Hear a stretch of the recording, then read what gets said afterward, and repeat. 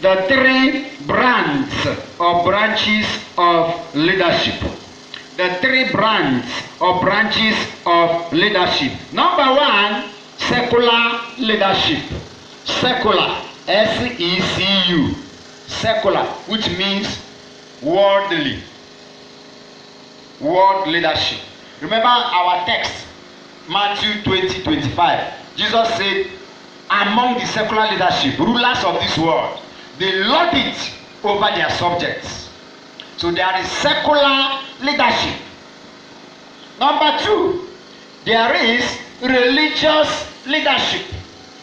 Leaders of religions. And then number three, we have Christian or kingdom leadership. It is a pity that many people have reduced Christianity to religion, such that even in Nigeria, they talk about the three main religions in Nigeria. And they include Christianity as a religion because they don't know how to classify it. But Christianity is not a religion. Every religion is man-made. Every religion is traceable to a man. Christianity is God-made. Every religion is about man going to meet God. Christianity is about God coming to meet man. Christianity is the kingdom of God and is the opposite of religion. Praise God. Every religion is about man going up. Christianity is about God coming down. For those who follow my YouTube teaching, go there and look at Christianity versus religion. That's the teaching. So you look at the three brands of leadership. Secular. Number two is what? Religious. Number three is Christian leadership or kingdom leadership, which is what we are dealing with. Generally also, we have 6 types of leadership.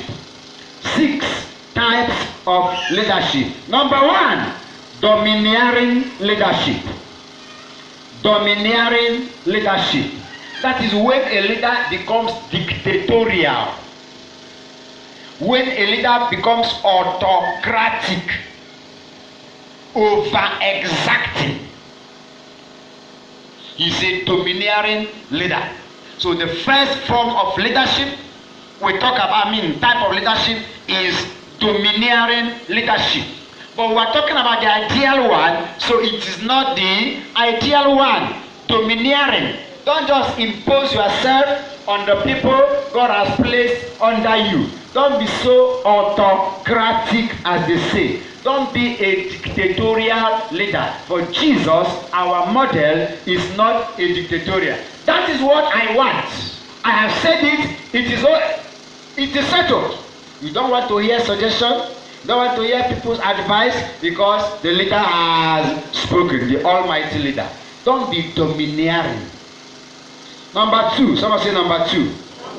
Number two is undulatory or oscillatory leadership. Undulatory, from the pendulum of a wall clock. You remember wall clock, the type I used to have, what they call pendulum, that the arm swings to the left, to the right, to the left, to the right. That thing is do like this is called oscillatory. Okay? Praise God. So undulatory leadership is leadership that is wavering. That is what we call inconsistent. You are for A today, tomorrow you are for B. You say this is what we do today, tomorrow you say that's not what we do again. You are not consistent, meaning people cannot predict you. Who you are in the morning is not who you are in the afternoon. Hello? You remember political parties? They say that they make some promises just to be able to win election. So even when they were saying they will do that, in their mind they knew they are not committed to it. Undulatory leadership, oscillatory leadership, being tossed about, not consistent. Praise the Lord. You are unpredictable. Number 3 is dormant or passive leadership. Dormant or passive leadership. Passive means they are not excited. They are not excited about the office. They are lazy in the office. They don't have what we call innovation, meaning there's nothing new about them. As it was in the beginning, is now, and ever shall be. World without end. In secula, seculorum. Praise God. Dormant. They are not excited. They are lazy. They don't want to stretch themselves. What will be, will be. Something like that. The fourth kind is dynamic leadership. Someone say dynamic. That is the opposite. This is where there's enthusiasm, where energy is built into it, where there is what we call innovation. The leader is initiative, goal-oriented, bringing out one goal or the other. Dynamic leadership. There are events, there are programs that are getting people captivated, getting people engaged. He's dynamic. If you want to follow such person, you have to run, because he's not a crawling leader. He is not a crawling leader. Ask your neighbor, are you a crawling leader? Point number 5 is protective or secretive leadership. Protective or secretive leadership. That is a leader that does not have trust on his co or co leaders or members. He's afraid of letting you know or sharing his vision with you. Nobody knows what the leader has in mind. Hello? Hi. We have desert outing. Coordinator is not around, and the assistant coordinator does not know what you are supposed to do, because the coordinator does not share ideas with deputy coordinator, much less secretary or PRO. So we come for gathering. All leaders wait after meeting, and while we are waiting, Father has called our leader, and now no other member of the executive knows why all leaders are to wait. And so it's either we wait for him to finish with Father or everybody go. Secretive leadership. It's kind of enclosed. Secretive. Lack of trust is the order of the day. Lack of trust. Doesn't trust his members or her members. Praise the Lord. Number what now? Number 6, the final one is ideal leadership. Ideal leadership. That is servant leadership. That is a leadership that is mature. A leadership that reproduces itself. A leadership that takes joy in having successors. People to hand the baton over to. A leadership that trains those that are to take over from him. A leadership that is transparent. A leadership that is confident.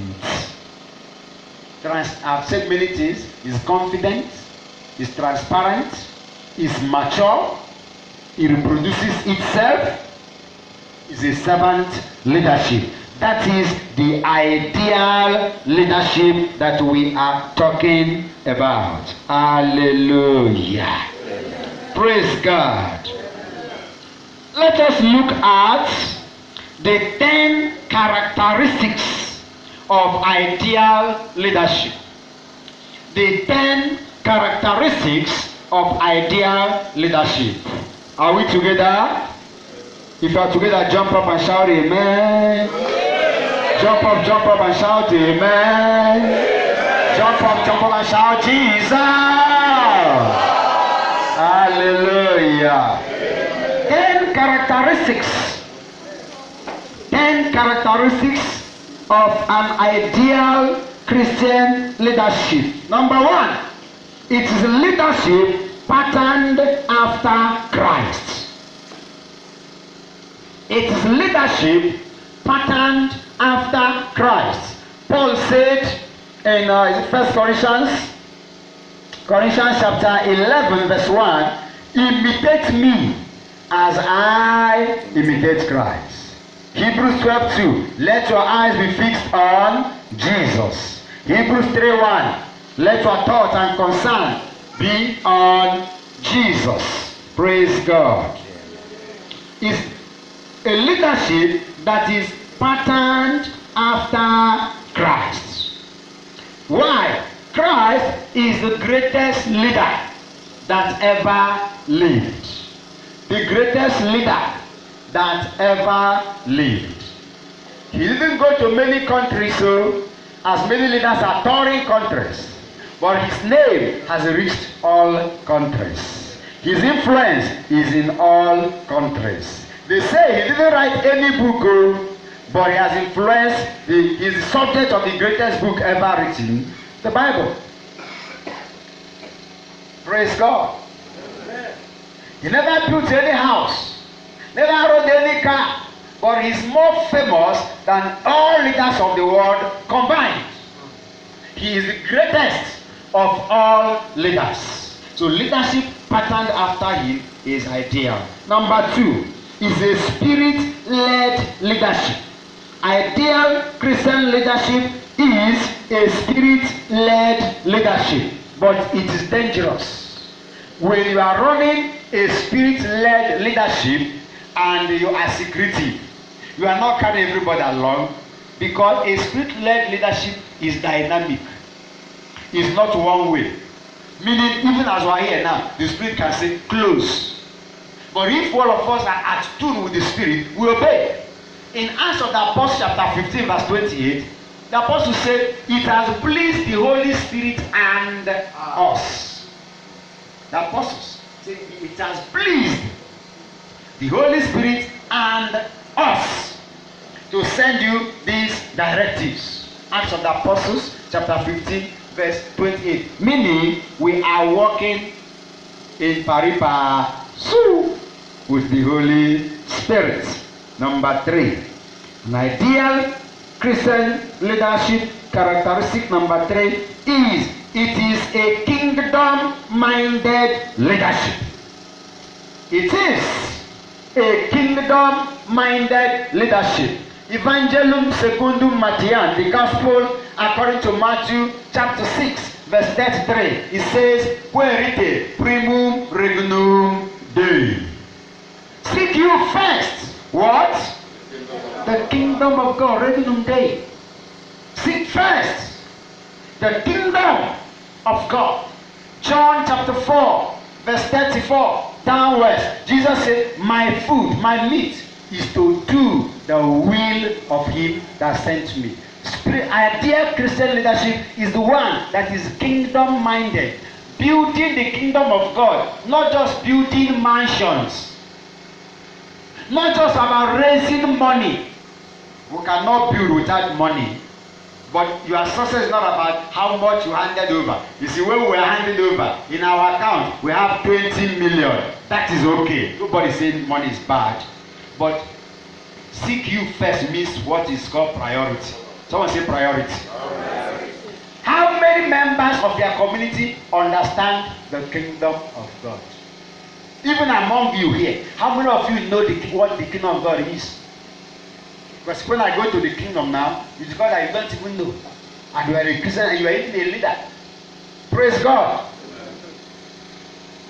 Right, it was in your dinner I came to teach us about the kingdom of God. And God, that even the teachers who teach others don't know what the kingdom of God is all about. That was what led me to writing the school of the kingdom from your dinner. The kind of question they asked me, and they later requested I should give them the script I used to teach. I said, don't worry, I'll put it in a book. That was the origin of School of the Kingdom. Teachers don't know, much less members. And almost everywhere I have gone to teach on the kingdom, people say, but we have been Christians for long and we didn't know this. I say it's not your fault, because we all grew up from what they call the Christian religion. And almost everybody is having a religious mindset, not a kingdom mindset. Because we believe that Christianity is a religion. I'm not saying it's your fault. But we are of age. You are of age. That's why you need to read. You need to make research. Praise God. You know, when we talk to people, sometimes when people think that when we tell people about buying books or tapes, they just think you want to make money. Yes, who does not want to make money? But how much will the person make from you than the grace of knowledge that will be imparted in you? I had my Dr. Mike Murdoch said one day that he was in a meeting and somebody preached. After he was impressed by the wisdom from the preacher, he sent his secretary to say, go to his table, pick everything he has one by one. I think it amounted to, I can't remember for sure, it's $1,500, but it's a big amount of money. He said, come and say, that is a very big amount of money. He does not want it. And he replied to you, say, I am the one who needs what he has. I want it. Go and pay and pick everything he needs. He has. Today, if you talk of wisdom, the number one person that comes to your mind is Mike Murdoch. Praise God. So, we need to make researches. Don't just be satisfied with building mansions. The Bible says the first thing is the kingdom. Many preachers tell us the world is about to end. Why? They talk about the signs of the end. Where did they get it from? Matthew chapter 24, one of the places. Jesus listed many things to show that when the world will end. Rumors of war, famine, those are things happening. And so people go to and they say the world is about to end. But there's only one positive thing Jesus said in Matthew 24 about the end of time. All other things people talk about are negative. There's only one thing Jesus said is a positive thing, which if it doesn't happen, the world will not end. And that's why I keep saying the world will not end tomorrow. What is that positive thing? In verse 14, he says the preaching of this kingdom, the kingdom message must be preached to all nations as a witness. Else the world will not end. But everybody that wants to pray about the end of the world, we talk about all the negative things. They themselves don't even know the positive. 90% of Christians don't understand the kingdom of God and you want Jesus to return. Praise God. Knowledge is very important. Tell your neighbor knowledge. Okay. Point number what? Number 4 characteristic. It is a leadership that is faithful. Open to Hebrews chapter 3. Leadership that is faithful. 1 Corinthians 4 talks about being faithful. Let's look at Hebrews. Hebrews chapter 3 verse 2 and verse 6. For he was faithful to God, who appointed him, just as Moses served faithfully when he was entrusted with God's entire house. Verse 6. But Christ as the Son is in charge of God's entire house. The Bible said, from verse 1, which we have read before, we should fix our eyes on Jesus, who is faithful in all of God's house, just as Moses was faithful. And say Jesus is the Son over God's house, that we are that house. But Jesus is found to be faithful. A leader that should be an ideal one must be faithful. Must be faithful. Faithful as you handle money. Faithful as you deal with sisters, or as you deal with brothers, as you deal with the opposite sex. You know there are a lot of things happening today. What is trending now? The lady that revealed that before her pastor, their pastor will preach on Sunday, you must first of all sleep with her. And he said that was what God said. So that miracle will be flowing. And it's not only her. But thank God one day she had a dream and Jesus appeared and something left her. Her eyes clear. She said, this is what I've been doing. It's on news now. Praise God. So there are a lot of things people do in the name of we are serving God. Which type of God we don't know. The type of God we don't know. The other one is the girl that was going around churches that are being used as miracle. The one that said that he has something in hand. From the news I was writing that she was not even a Christian. And she said she didn't even know that what she was doing was wrong. All she was after was the money they used to pay her. The people say, God is here, God is here.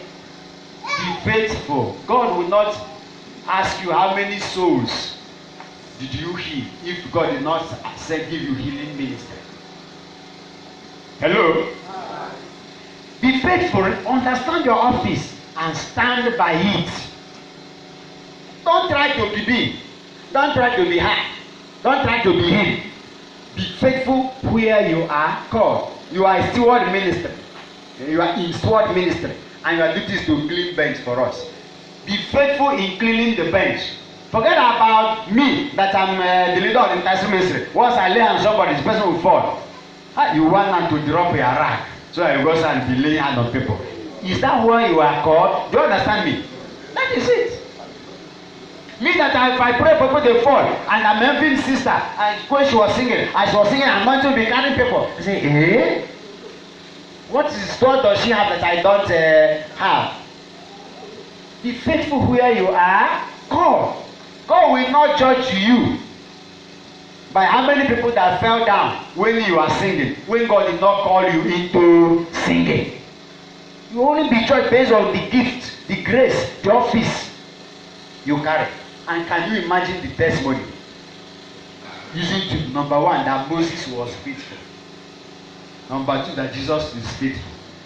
And this Moses that the Bible gave us example of faithfulness did not enter the promised land because of unfaithfulness. That means he impressed God. He did wonderfully well, but he failed it on one account.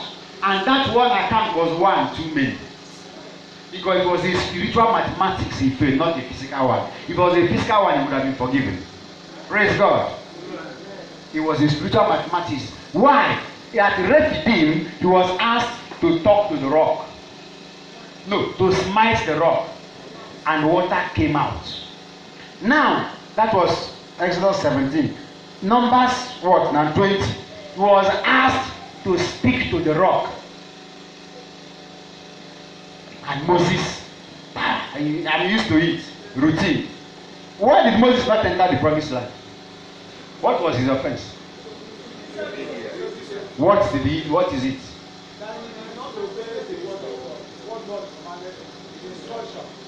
The instruction was to talk to the rock so that the rock would bring water. But he was instructed before to hit the rock. So he hit the rock again, not knowing that that rock was Christ in the Old Testament. That is the Moses offense. The first hitting stands for crucifixion. That was a spiritual arithmetics.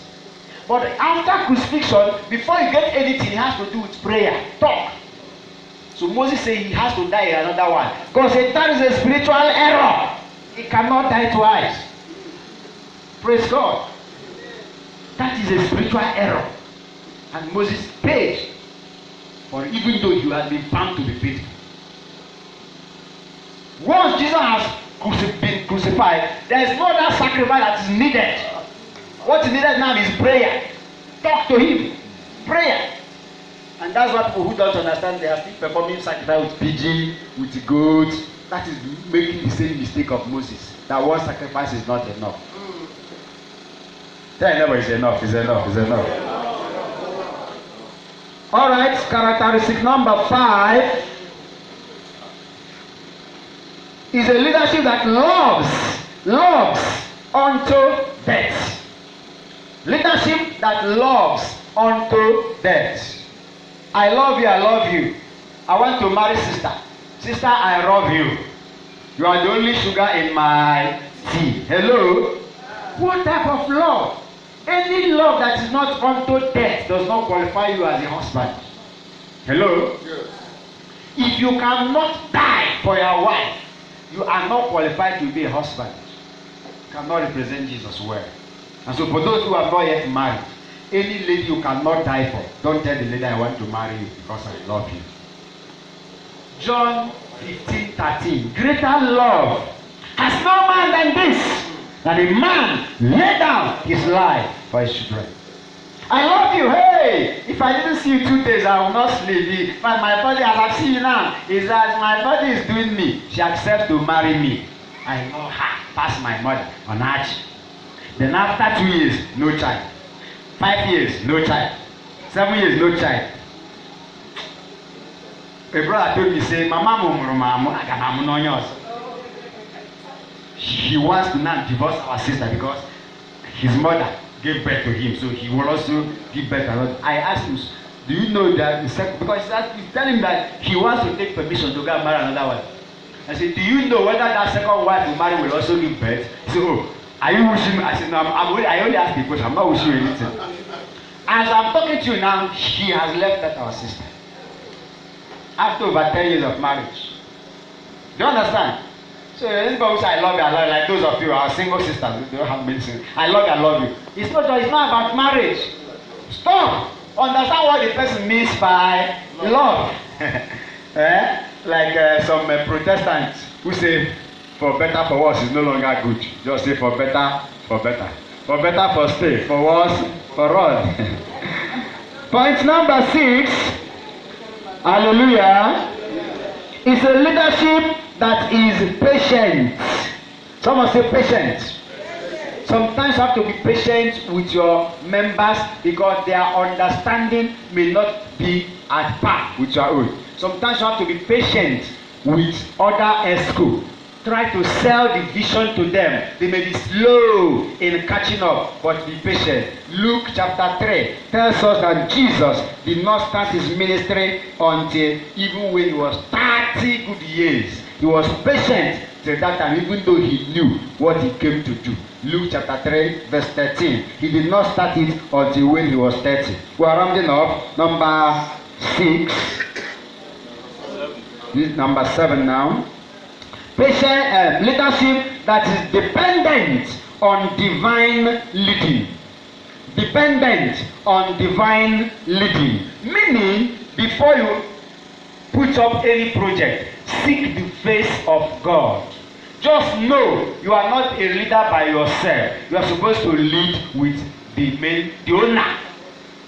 We may not have time to read again, but in John chapter 5 verse 19, Jesus said, I have no power of my own. I only do what I see my Father doing. I follow his footsteps. Follow the leading of God in all that you do. Leadership that is dependent on divine leading. John 5:19. Number 8, characteristic number 8 is leadership that is transformational. Leadership that is transformational. What does that mean? It transforms you, it transforms your members.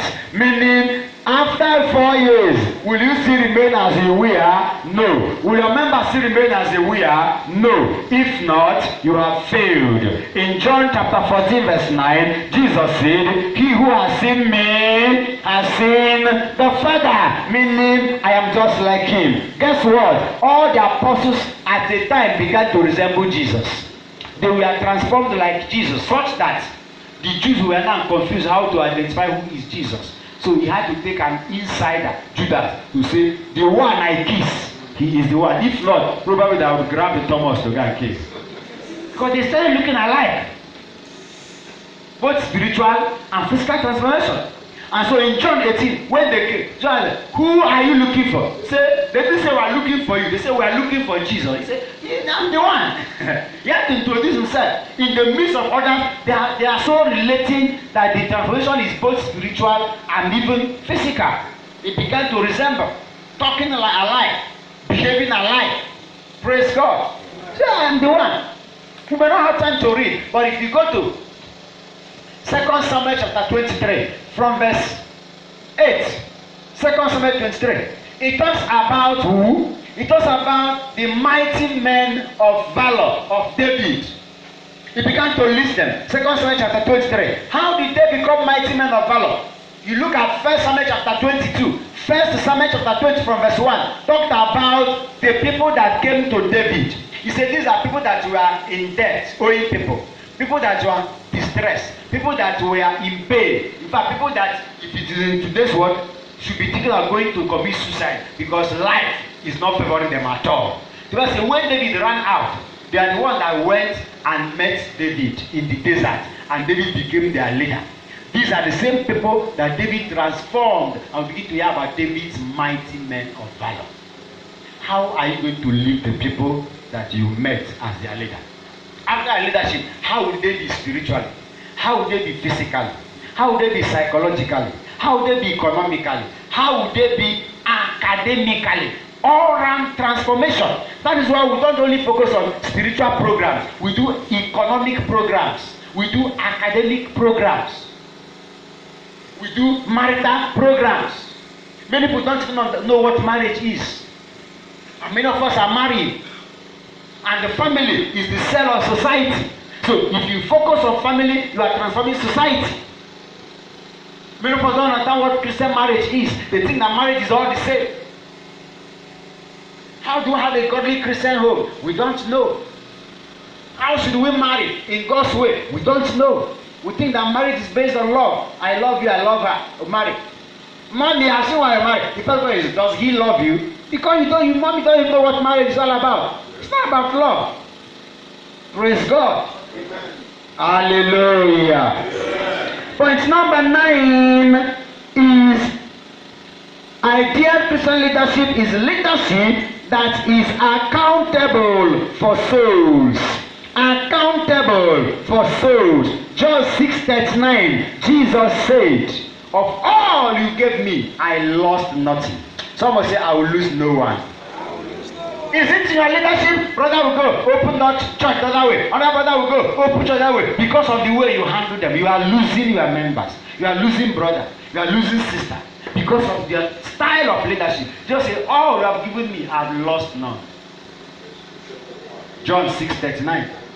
In John 17:21, when he was praying, he said, of all that you have given me, no one is lost except the one that chose to be lost, so that scripture will be fulfilled.